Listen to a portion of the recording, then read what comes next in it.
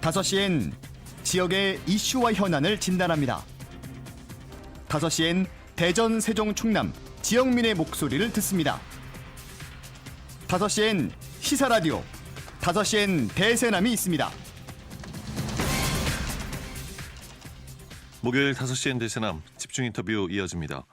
뇌병변 1급 장애가 있는 건우는 대전에 거주합니다. 병원 진료를 위해서는 수개월 전부터 예약을 하고 서울로 이동해야만 진료가 가능했습니다. 그래서 건우 아빠는 집 가까이에서 아이들이 치료받으며 교육도 받고 건강하게 자랄 희망을 품고 공공어린이 재활병원 추진에 목소리를 높였는데요. 장애아동의 성장과 안정적 사회복귀라는 취지에서 시작된 대전, 세종, 충남 공공어린이 재활병원, 지난 5월 30일 문을 열어 어느덧 이달 말이면 운영을 시작한 지 6개월을 맞습니다. 개소 직전 이 전문의 부족으로 개소 시기가 미뤄졌고 이후에는 직원들의 처우 문제가 논란이 되기도 했는데요. 개소 6개월을 맞는 현 시점 공공어린이 재활병원은 어떤 상황일까요? 대전 공공어린이 재활병원 건립의 시작을 이끌었던 분이죠. 건우 아빠 사단법인 토닥토닥 김동석 이사장과 현재 상황 짚어보겠습니다. 전화 연결돼 있습니다. 자, 김동석 이사장님 안녕하십니까? 예, 안녕하세요. 예, 오랜만에 인사를 드립니다. 공공어린이 재활병원 개원한 지가 벌써 어느덧 6개월입니다. 반년 가까이 시간이 흘렀는데요. 그간 기대와 바람처럼 건우는 치료를 잘 받고 있습니까? 예, 잘 받고 있다고 말씀을 드려야 되는데 좀 안타까운 사상이 생겼습니다. 예. 예, 지난 이제 6월 개원한 지 그 다음 달부터 이제 소아납병동 치료를 이제 받았었고요. 그리고 예. 병원 파견학급에서 이제 입학을 하기도 했었습니다. 네. 네, 하지만 7월 24일 날 중도 퇴원을 했거든요. 아, 건우가 퇴원한 상태입니까? 예. 그래서 지금 치료가 중단된 상태고요. 예. 병원에서 이제 치료 중에 좀 위험한 상황들이 좀 발생을 했고, 그리고 그 대학병원으로 좀 전원 조치가 되는 그런 일도 있었습니다. 예. 병원에서 이제 중증 장애가 있는 이제 건우를 감당하기 좀 굉장히 어려워했고요. 예.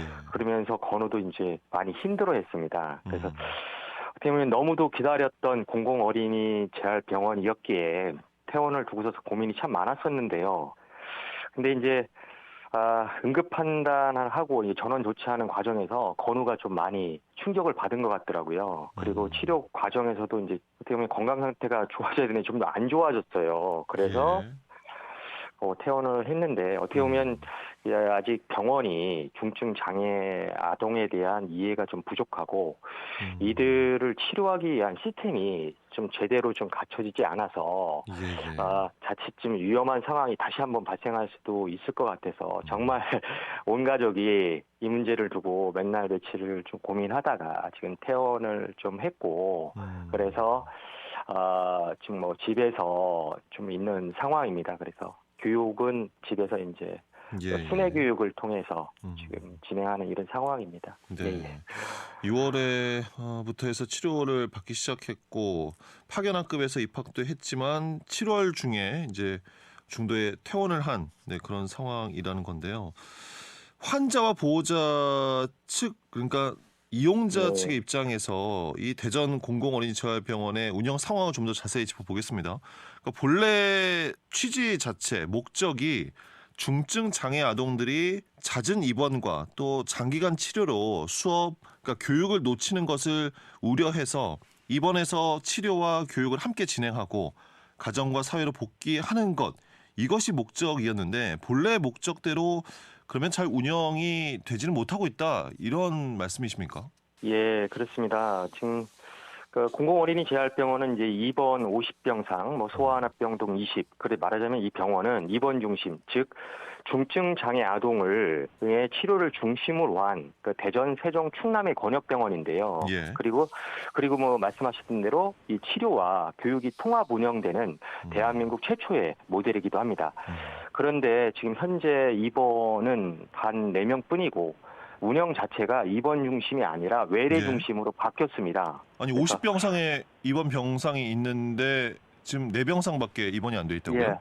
좀 목적하고 좀 다르게 지금 운영이 되고 있고요. 거기서 이제 소아 납병동이라고 해서 아침에 예. 갔다가 오후에 다시 퇴원하는 이런 걸 소아 납병동이라고 하는데 기본 5일 치료인데 이거를 병원 측이 2일, 3일로 끊어서 바꿨습니다. 그러니까 외래 치료처럼 바꾼 거죠. 예. 그렇게 되면서 이제 중증 장애 아동들의 이제 집중 치료는 더 어려워졌고요. 그래서 이렇게 되면서 주 5일 납병동도 제대로 운영이 안 되고 그리고 입원도 적고 이런 상황에서 이제 교육 시스템도 지금 거의 이제 붕괴 위기에 있는 거고요. 원래 통합적으로 돼야 되는데 외래 중심으로 가다 보니까 이런 중증 장애 아동들의 이제 교육 부분들을 위해서 같이 결합이 됐는데 이것도 이제 문제가 지금 된 상황이고 예. 또 한편으로는 대전 중심의 아이들 외래만 받다 보니 세종 충남의 아이들이 거의 지금 이용을 못 하고 있어요. 권역병원이라는 본래의 이런 취지도 조금 문제가 되고 예. 그리고 그 지역의 기존의 병원들과 외래를 놓고서 경쟁을 또 하게 되면서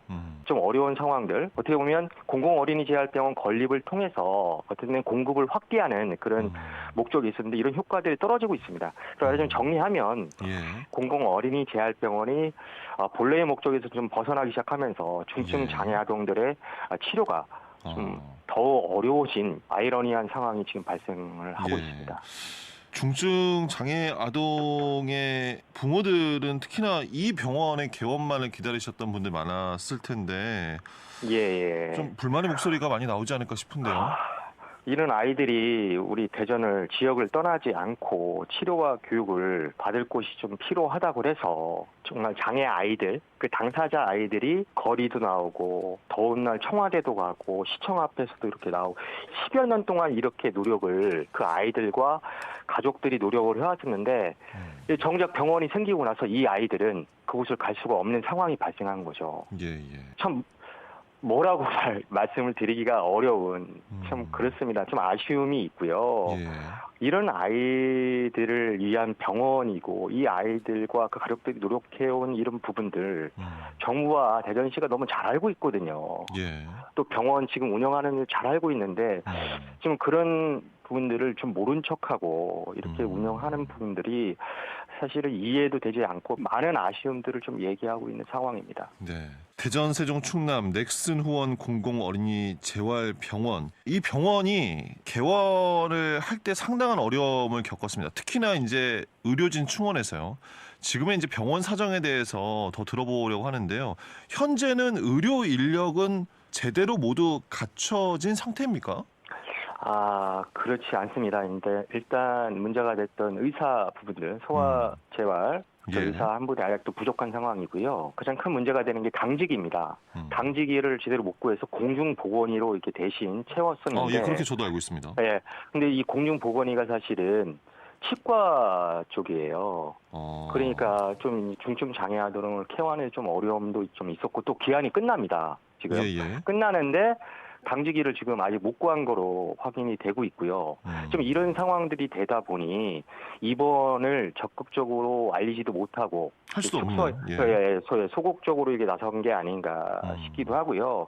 이뿐만 아니라 지금 이제 치료사를 비롯한 종사자들의 문제도 사실은 있었는데 처우 문제가 있었는데 이 부분들도 여전히 좀 해결이 되지 않으면서 지금 계속 논의만 지금 진행하고 있는 상황으로 있고요.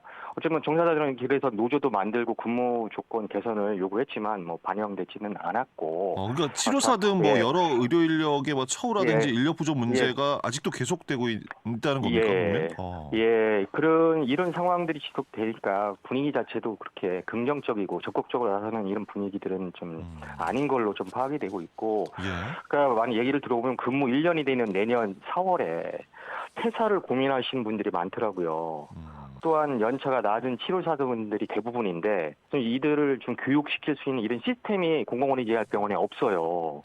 그렇다 보니까 본인들의 어떤 실력을 키울 수 있는 경험에 도움이 되지 않는다고 이렇게 판단도 좀 하는 것 같습니다. 좀 여러 가지로 좀 아쉬운 부분이 많네요. 그러니까 재활의학과 전문의 3명이 있어야 하는데 아직도 2명인 상황이고 여전히 그러니까 충남대병원에서 이제 파견 지원을 받고 있는 상황이겠군요. 그러면요. 그렇습니다. 그리고 공중보건의도 치과 전공인데 있는데 곧 끝나게 되는. 네. 예, 예. 그래서 새로 또 인력을 구해야 되는데 그마저도 어려움을 겪고 있고, 그리고 여러 직종의 치료사들도 여전히 뭐 처우라든지 인력 부족 등의 문제를 해결하지 못한 채, 그리고 이탈 우려까지 있는 상황이고요.